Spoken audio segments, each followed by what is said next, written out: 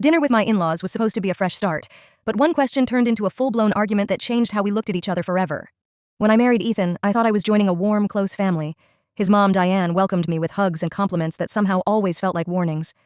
"Oh, that's how you cook it? Cute." Or, "You're so independent. I'm sure you'll figure out marriage eventually." I told myself she meant well, but those smiles had edges. So when Diane invited us to Sunday dinner, I decided to go in with an open mind. Her house was full, Ethan's siblings, their partners, even a couple of cousins. Everyone chatting, pretending not to sense the quiet tension between us. Dinner started smoothly. Roast chicken, soft music, polite laughter. Diane sat at the head of the table, beaming like the queen of her castle. Then she asked, "So, when are you two finally going to start a family?" Ethan laughed. "We're still trying to keep houseplants alive, Mom." Everyone chuckled. Except her. She smiled and said, "Well, not everyone gets to wait forever." The table went silent. I smiled tightly. "We'll start when we're ready." Diane's voice sharpened. "If you can."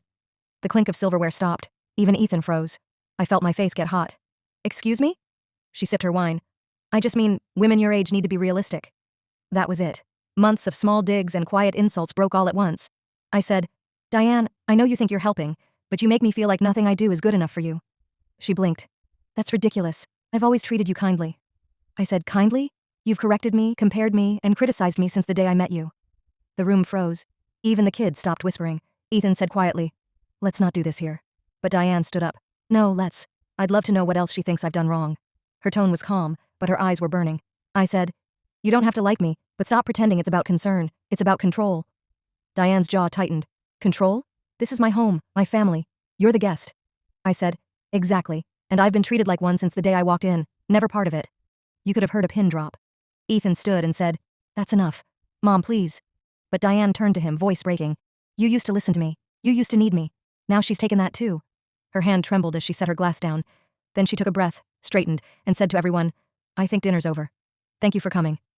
No one moved. Then slowly, people started gathering plates, murmuring polite goodbyes.